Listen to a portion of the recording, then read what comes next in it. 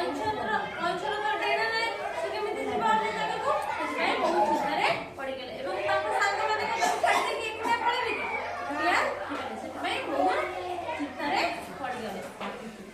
ସେ ଗୋଟେ ଉପାୟ ବାଛିଲେ ହେଲା, ସେଟା କଇଁଛ କଣ କରିବ କଣ, ସେଥିପାଇଁ ସେ ଗୋଟେ ଉପାୟ ବାଛିଲେ ହେଲା। ଖଣ୍ଡେ ବାଡ଼ି ଆଣି ତାର ଦୁଇ ପଟକୁ ଦୁଇ କଇଁଛ ପାଟିରେ ତାଙ୍କ ଥଣ୍ଟରେ କାମୁଡ଼ିକି ଧରିଲେ ଏବଂ ମଝିକୁ କିଏ ଧରିଲା? ମଝିକୁ ସେ କଇଁଛ କାମୁଡ଼ିକି ତାଙ୍କର ଉଡ଼ି ଉଡ଼ି ଗୋଟେ ବଡ଼ ପୋଖରୀ ଆଡ଼କୁ ଗଲେ। ଗଲାବେଳେ ଗୋଟେ ବାଟରେ ଗୋଟେ କଣ ଗୋଟେ ପଡ଼ିଆ ପଡ଼ିଲା, ବଡ଼ ପଡ଼ିଆଟେ ପଡ଼ିଲା। ସେ ପଡ଼ିଆରେ ଗାଈ ଆଳୁଥିଲା, ଗାଈ ଚରୁଥିଲେ। ଦେଖିଲେ କଣ? ଦେଖିଲେ ଯେମିତି ଗୋଟେ ହଂସ କଇଁଛକୁ ନେଇକି ଯାଉଛନ୍ତି, ସେ ତାକୁ ଦେଖିକି ତାଳି କଲେ, ବଡ଼ ପାଟି କଲେ ହେଲା।